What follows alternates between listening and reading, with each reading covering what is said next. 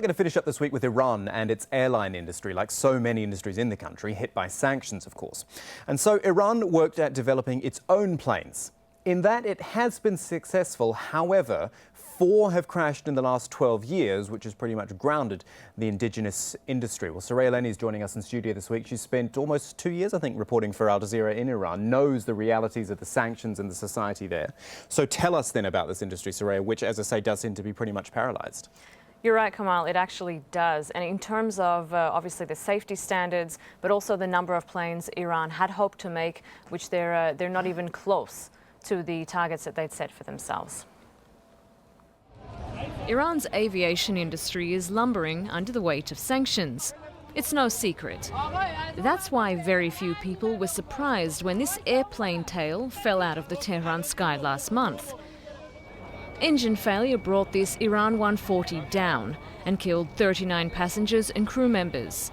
Aviation experts say the plane should never have been flying. Unfortunately, because of the geography of Iran, our climate, our high temperatures, this is happening a lot, that the performance of these planes is really poor and they just don't have the capability to carry people. The president has grounded the fleet and its future now hangs in the balance. Still, Tehran is forced to make models like this one and others because sanctions ban it from buying reliable planes. So Iran is left with a fleet that is mostly grounded for technical reasons. It doesn't have enough planes for domestic traffic, which has tripled in the past 3 decades. And this increase has put more stress on the entire fleet, which is already on average more than 22 years old. Until last November's nuclear deal, it was even illegal for Iran to buy spare parts to fix them. Despite the agreement, little has changed. There is difference between advertising and acting. Correct, they said. We will remove these illegal sanctions, but no spare parts have reached Iran, nor has any engine left Iran for an overhaul.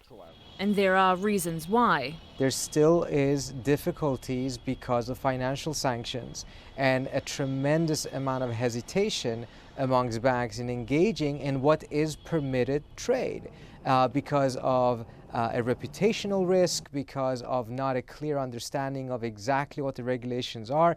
Regulations are fast changing, they're also somewhat ambiguous at times, and that has had the effect of companies essentially over implementing sanctions. They are refraining from doing things that actually are permissible out of a fear that they may still violate some unknown sanction. November is the deadline for a permanent nuclear agreement, which could lift all sanctions. Until then, Iranians will be watching for signs of this long-promised overhaul. Soraya, I was interested to see that the captain in your report who actually said that these planes that Iran is building aren't even suited to the country. Is this just necessity? Is that why they're building these planes? Basically, yeah, it's exactly the planes that Iran can get. So this is why Iran is making these planes. They're Ukrainian design, that Iran 140. They're based on an Antonov, and the safety record across the board really is not that good. It's not just specifically for Iran regarding these planes, but it's making them because it can't get anything else. It can't get anything better. It's very, very simple. So that's exactly why Iran is making the 140 regardless of the safety record. But then to that end, do the big players, the Boeings and the Airbuses of this world, actually want to get back into Iran? Do they see a market there?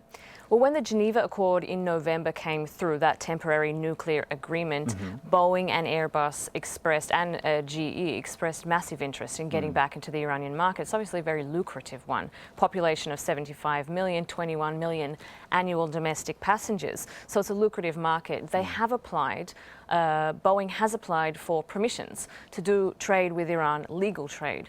It hasn't come through yet. That's the problem. That's what everyone's waiting for.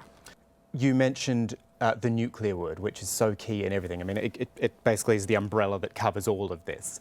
Iran obviously wants the sanctions lifted entirely. It's got a temporary reprieve at the moment, but it wants them lifted fully. What is the actual chance of that happening and then, I guess, therefore helping all industries in Iran?